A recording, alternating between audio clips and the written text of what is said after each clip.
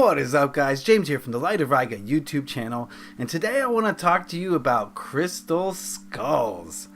I brought out my little skull army here to talk about them, and if you're not really sure about what a crystal skull is or what it does, then I hope to illuminate that. Before I get into it any further, though, I just want to say that everything I'm about to say is based on my own experience. Everyone's experience is completely different, and if you interact with a crystal skull, it might be in a totally different way from me. I just wanted to share the way I interact with them, and hopefully, illuminate some of this mystery surrounding them. The first thing we got to talk about when we talk about crystal skulls is the legend. And the legend says that, there's 13 crystal skulls, and they were hidden in all different parts of the world. They're downloaded with information, and when they're all reunited together in the same place, humanity will be exposed to this information. I don't know about that, okay? All I know is about the modern skulls and the way they work with us today. Contemporary skulls or modern skulls are the ones you see before you. They're created today out of any type of crystal, really. If a crystal's strong enough to work with, to mold, then it's probably been made into a crystal skull. And that's what I want to share with you today, how I work with the modern ones. But to talk about crystal skulls, we have to talk about crystals in general first and how they move energy around. You'll see here that this is a crystal point. It's got a blunt end and a point end. Now, the way energy moves through crystal points is energy can enter this end and it comes out through the point almost like a laser, if you can imagine that. So when we're working with crystal points metaphysically, this is great to direct energy. If you wanted to do surgery on someone, or if you wanted to direct energy to a certain person, you would use this point because it focuses the energy into a line. Here we have a crystal cluster. And if you think of this as a bunch of different points, the energy of a cluster is just emanating energy in all sorts of different directions, but in point form. Imagine thousands of little lasers just shooting out from this thing. And so, these clusters are great for charging up other crystals because they point out energy in directions. That's great for having in a room because it spreads out positivity in all sorts of different directions. So that's how a crystal cluster works. Here we have a double terminated crystal. And the way these work is that energy comes out both ends. Both ends have a termination. So energy can come out both ends. This is great for balancing things. If you put this on your chakra, it'll balance it out and things like that. Here we have a sphere. This is a rose quartz sphere. And a sphere is molded in such a way so that energy will come out evenly in all directions. So energy just emits evenly from this, and this is great to put into a room to just send out that energy evenly throughout the room, basically. So that's how various types of shapes work. But how do skulls work? Well, the way skulls work, I'll show you these skulls individually. We'll start with Dumortierite. The way these skulls work is that they're carved in this way and their energy changes. The way you shape a crystal changes its energy. And when you carve it into a skull, from what I've found, it makes it extremely easy for us humans to connect energetically with that crystal consciousness. I might be losing some of you here. Yes, the crystals have a consciousness. It's not like a consciousness like a human being's or a dog's or a cat. It's much different. This is a Numite skull.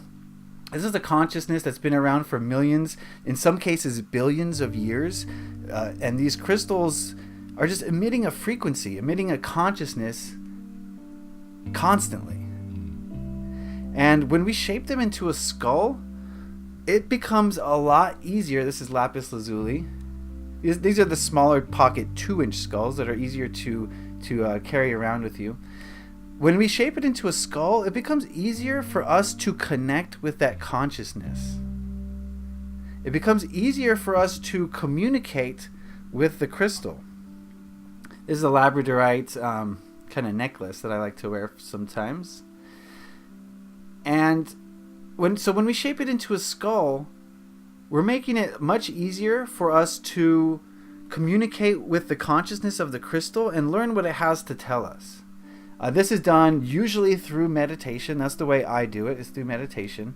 Some people can, communicate with the crystal consciousness just by holding one. Like I said at the beginning, it's going to be different for everyone. Here's another labradorite. It's going to be hard to see the flash in this light. Let me see if I can find some. Yeah, focus. So yeah, when we carved it into a skull, I got off track. I look at these crystals and I'm just like, ooh, beautiful. So when we tap into this consciousness, we can learn what the crystal has to teach us. And funnily enough, from my experience, each of these crystals has a unique personality. Oftentimes, when you're able to connect with the crystal skull, it'll give you a name. That's why you always see people name their crystals. It's not names that they give their crystal skull, but usually it's a name that the crystal skull wants to be called by its user. And when you get a new user, when you work with a new skull, it might give a new user a different name, because these skulls are here to help us on our journey, and they're going to do whatever we need in order to heal and grow. This is a chevron amethyst. I love this one. And so so once we connect with them, they'll give us a name oftentimes, and they'll have a specific purpose for us in our lives, and they'll have a mission or a message for us to help us to grow, to expand. This is rose quartz, and to learn. Let's see, this is a purple fluorite. Ooh. So these skulls don't just come in human form. Sometimes they're carved into like an alien type skull, and these are meant to help us connect with ET consciousness. I've never actually worked with an alien skull, so I'm not 100% sure about that, so I can't really comment. They're also carved into the shape of animals. Often I see like a raven or like an eagle skull. Various different, whatever type of consciousness you want to connect to, that's what the shape will kind of determine that. Here's another rose quartz. So the best way to work with skulls, I find that it is through meditation, but you really have to treat these skulls as a friend, as a person, and it's not like, it's like meeting a new person. That person is not going to open up to you right away. You have to get to know them, and then as your relationship grows, that person will benefit you. And I think it's the same with the skull. As you get to know your skull better, this one's bloodstone, and you get to be more personal with your skull, you'll deepen your connection with them, and their messages will become clearer and more specific for your life. The way I like to connect with these skulls is I take them into meditation. Of course, I cleanse them as much as I possibly can, whether smudging or full moon or whatever, sea salt and rosemary. This one's lepidolite. But once you've cleansed it and it's ready to work with you, what I like to do is I put it up to my third eye. I connect their third eye with my third eye, and I state my intent. Like, what do I want from this skull? Like, do I have any questions for it? What do I want it to help me to work with? And it's kind of a co-creation. They'll take your input and they'll figure out how they can help you. So the first couple times working with it, you really have to be open-minded, because their messages will come in various different forms. For me personally, I'm good at channeling, so I kind of just speak to the skulls. But if you're a visual person, they might come to you in images, the messages. If you're an auditory person, you might hear noises, right? This is magnesite, super rare. I've never seen a magnesite skull before. This one is amazing. You have to understand its message, and it might take a while. Some skulls are funny, some have jokes, others are very serious. So it's all about getting to know your skull and what they have to say. And here are the bigger ones. This one's a 5-inch rose quartz skull. They come in all sizes, from tiny little ones up to like huge ones the size of a house. Not a house, but very large skulls. They come in all different shapes and sizes. So I just want to state that. But once you get to know your skull, and once you get to work with it, It's just a matter of setting your intention and just allowing the skull to bring those messages to you through meditation is the way I do it. And it's been, a fantastic experience getting to know these crystal personalities. Each one is different. Each one has a different message for you. Each one has a different lesson for you to learn. Each one is going to bring healing to your life in a different way. So you can never have too many skulls is kind of the feeling that I have.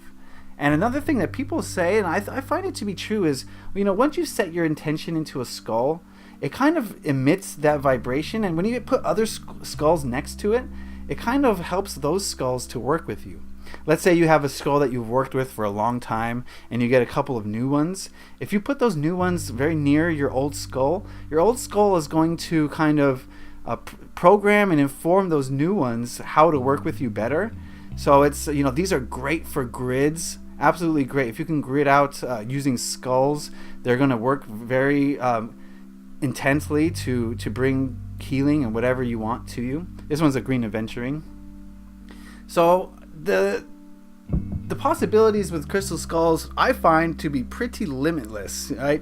You can learn so much from them. They have so much to teach you. It's about being open-minded, and it's also about being open to their messages and learning what they have to say and realizing that they are a consciousness, not one that we can totally understand because it's so different from us, but they do have almost like a personality to them, and they each have their own message, their own unique vibration, and their own unique style. So those are the crystal skulls, and that's how I work with them, and that's what I've learned from them. Most of these, actually, well, I shouldn't say most, but about half of these are my personal collection. The other half I have up for sale on Etsy, on my Etsy shop. If you want to go check that out, you can see those through my website on lighterriga.com. If any of these skulls speak to you, you can see if one of them is for sale online. So go check that out if you are interested. And I hope you guys will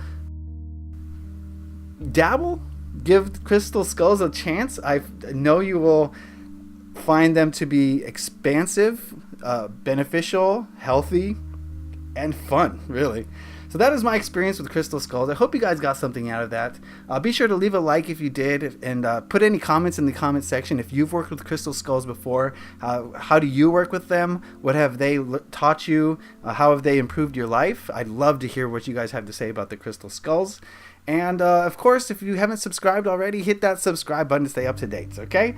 So I wish you all happy crystal sculling, okay? Leave a like if you enjoyed this. Happy crystalling.